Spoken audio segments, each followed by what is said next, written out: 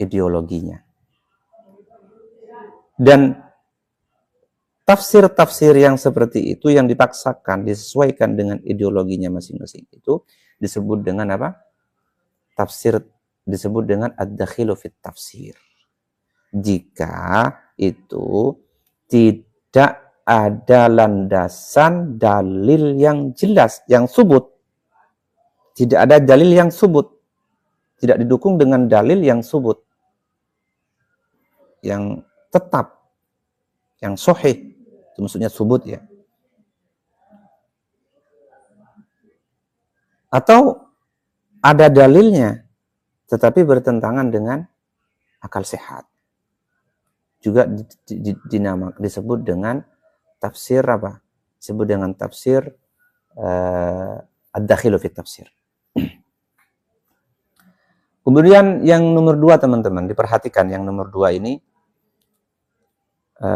Khawarij, penafsiran Khawarij. Kalau tadi yang Syiah itu orang-orang yang pro dengan Sayyidina Ali. Sekarang Khawarij. Khawarij ini adalah orang-orang yang kontra dengan Sayyidina Ali. Orang-orang yang kontra kepada Sayyidina Ali. Tidak setuju dengan tahkim yang diambil oleh Sayyidina Ali. Keputusan tahkim yang diambil oleh Sayyidina Ali. Mereka tidak setuju. Sehingga mereka keluar dari barisan Sayyidina Ali, kemudian disebut dengan Khawarij. Seperti apa penafsiran-penafsiran mereka terhadap Al-Quran? Apakah mereka juga penafsiran mereka juga sesuai dengan ideologinya, memaksakan kehendak? Kita lihat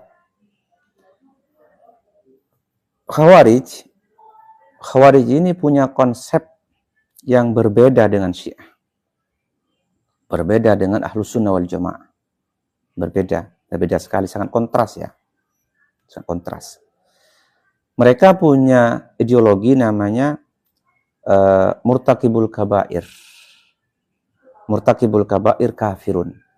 Bahwa pelaku dosa besar, menurut Khawarij ini, pelaku dosa besar itu kafir. Perhatikan teman-teman, pahami. Menurut Khawarij, pelaku dosa besar itu kafir, keluar dari Islam. Kenapa mereka kok mempunyai pemikiran seperti itu? Tentu memiliki latar belakang ya. Kenapa mereka kok mempunyai ideologi yang seperti itu? Mengatakan bahwa ahlul kabair itu kafirun. Kafir. Ada kaitannya dengan sejarah tadi, bahwa orang-orang yang keluar dari barisan Sayyidina Ali ini orang-orang yang kecewa kepada Sayyidina Ali. Orang-orang yang kecewa kepada Sayyidina Ali. Coba kita lihat tafsirnya ya. Mereka ketika menafsirkan ayat bala man kasaba sayyi'atan wa ahatat bihi khati'atuhu fa ulaika ashabun nari hum fiha khalidun. Ketika menafsirkan as-sayyi'ah, kata as-sayyi'ah, menurut mereka, menurut orang-orang Khawarij, sayyi'ah itu apa? Sayyi'ah itu khoslatun qabihatun. Sebuah perbuatan yang tercela. Maksudnya wahia az-dzambul kabir, yaitu dosa besar. Jadi bala ia man kasabah sayyi'atan, barang siapa yang melakukan sayyi'atan ya. Sayyi'atan menurut Khawarij di sini diartikan dosa besar. Wa ahatat bihi khati'atuhu fa ulaika ashabun nari. Maka mereka itu ashabun nar, penghuni neraka. Hum fiha khalidun. Mereka di dalam neraka kekal abadi. Ini ideologi mereka. Orang Khawarij mengatakan bahwa ahlul kabair, orang pelaku dosa besar itu kafir dan mukhalladun finnar, selamanya di neraka, tidak ada tawaran lagi, tidak ada tawaran lagi. Yang lumrah, yang terkenal ya di kalangan Khawarij ketika menafsirkan Al-Quran, ini nih ayat malam yahkum bima anzalallahu faulaika humul kafirun. Ini yang lumrah. Ini sangat berbahaya sekali kalau disalahpahami teman-teman sekalian. Kalau sampai kita mengikuti Khawarij. Malam yahkum bima anzalallah, man barang siapa, lam yahkum yang tidak berhukum, bima anzalallah dengan hukum yang diturunkan oleh Allah kepada manusia, kepada Nabi Muhammad, faulaika humul kafirun, maka orang yang tidak berhukum dengan hukum Allah itu adalah orang-orang kafir. Jadi orang-orang